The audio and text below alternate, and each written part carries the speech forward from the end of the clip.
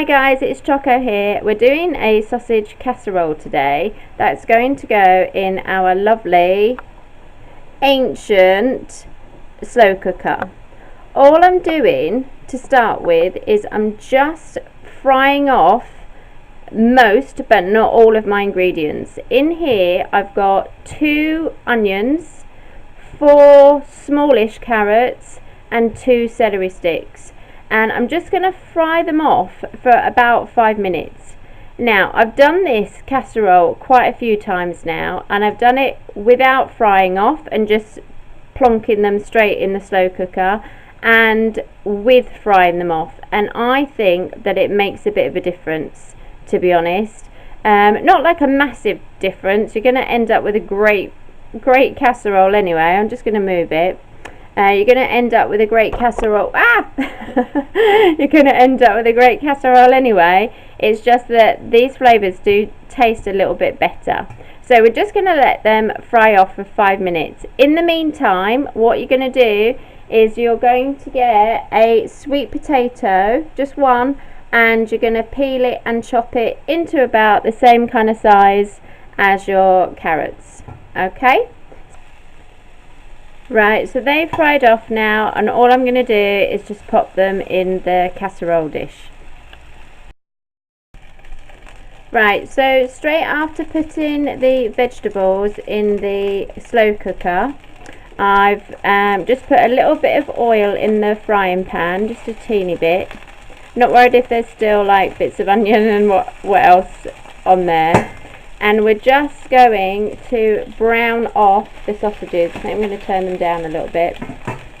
Today I am using reduced fat pork sausages, but you can do this with veggie sausages as well.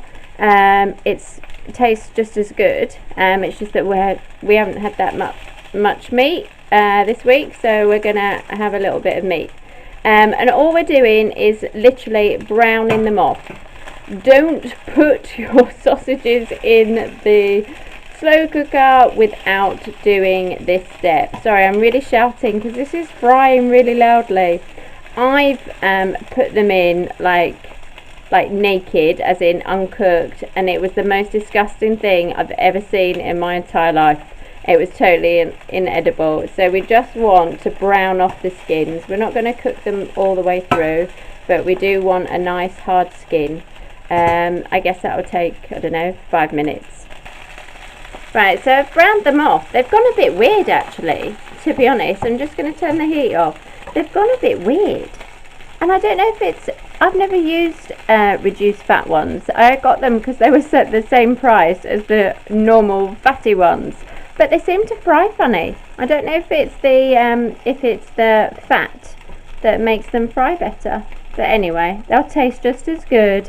Anyway, I'm just going to leave them there to cool down for a sec, and I'm going to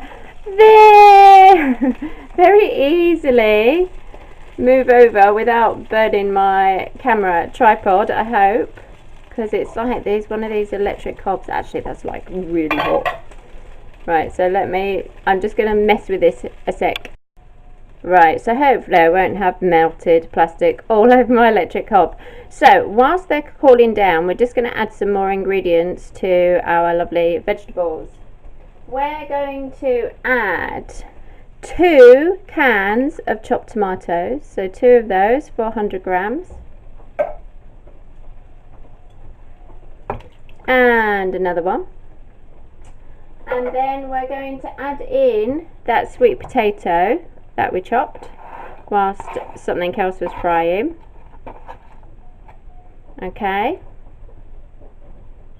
and our secret ingredient is half a can of leftover baked beans. Now, I started putting the baked beans in because I literally had a can of leftover baked beans sitting in the fridge, and I knew I wasn't going to use it. So again, I've tried this recipe with and without the baked beans, and it just tastes better with the baked beans. Right, I'm just going to pause the video for a sec and do a super smooth edit because we're basically ready to go now. We're just going to wait for the sausages just to cool down a teeny bit, so because I don't have totally asbestos fingers. So I'll be back in a sec. Right, so it's only a few minutes later because I'm dead impatient. So I'm hoping the sausages will have cooled down, and all we're going to do, you can add them in whole, but I think if you're trying to make something go further, chop them up. So that's all you do, just get a pair of scissors and chop them up and go all the way through them. Okay, you don't need to watch that. I've added a teaspoon, just 1 teaspoon of thyme, and we'll give it a stir in a sec, and 1 teaspoon of rosemary.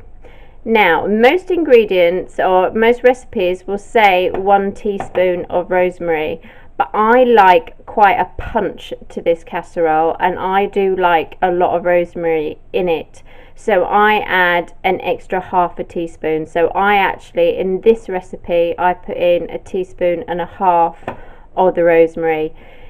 You will notice the difference, and you may not like it if you put in too much, so I would err on the side of caution for the first time that you make this, and just put in the 1 teaspoon, but like I say, I put in an extra 1/2 because I like that taste of the rosemary. So that's explained that. So all we're going to do now, well, what I'm going to do now is I'm going to leave that overnight, because I'm going to put this on in the morning, and I'm preparing this the night before. It's only taken like 20 minutes, I guess, if that. And in the next stage of it is to put some stock in it. Now, I don't like the meat sitting in stock. I'm just so funny about stuff, and it's possibly perfectly fine, but I'm not sure, so I'm not going to have the meat sitting in that water. I just don't like the idea of it until it's actually cooking. So that's the next thing that we're going to do.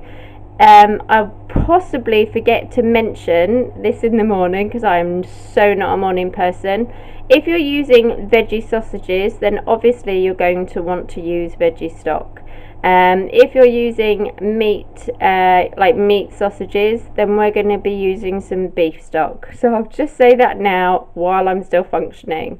So I'll see you in a little while. Hi guys, so we're just doing the last bit. I've dissolved 1 beef stock cube in 250 millilitres of boiling water and just poured it in. And I've also, now that I've remembered, added a tablespoon of tomato puree. Just add it all in, give it a stir, and then you're either going to set it on low for 8 hours, or you're going to set it on high for 4 hours. Just depends how much time you've got and what you're doing with your day. Okay, enjoy, see you later. Hi guys, it's Choco here. Sorry, I nearly forgot to record this bit, so it's going to look a bit horrid now, this tide mark of food around here. It's just where we've taken the food out, so that's why we've got a tide mark. It's a really good casserole, so don't let what it looks like put you off. It's a really nice casserole. Tonight we're just having bowlfuls of it, to be honest, just with some bread and butter, but it is quite versatile. You can use this as like a pasta topping, and use this as like your pasta sauce, maybe like a ladleful for each person depending how big or small they are. You can also do it with like baked potatoes. This would be really good with potatoes actually. I do know that you've got like a sweet potato in there already, but it's not really gonna clash with the jacket potato type thing. They're quite different flavours. So yeah, so very versatile, and you can stretch it as far as you want to. If you are freezing it, then use your ladle as a rough guide, and for each person maybe their portion would be a ladle to a ladle and a half. So you can just count that out into individual freezer bags and then just freeze it, obviously. I can't remember if I said that this is microwavable. But yeah, it's perfectly fine. Nothing's gonna, because it's so juicy, that will actually protect the meat from sort of over, like burning. My microwave is like maniac. It's so rubbish, it's so bad, but the juice in this will help to protect it when you are reheating it that way. So yeah, so just enjoy it, and let me know how you get on. Oh, I think as well, just before I go, that for us, a teaspoon and a half of rosemary is perfect for us. I can still taste the rosemary. It's not overpowering, it's just about right for us. But again, like I say, you can experiment. In this casserole, I have actually used, remember me showing you the reduced fat sausages. I'm not totally convinced by those, to be honest, if I'm being very honest about it. So if you're going to recreate this casserole, just go for your full fat, because I think the texture on these, I'm not convinced by it. They're okay, they're nice, do you know what I mean? They are nice, but I've had nicer ones, I've had nicer sausages. Like the Quorn ones are better, and the full fat ones are better, in my humble opinion. So don't, if you're doing this for the first time, I would skip the reduced fat sausages.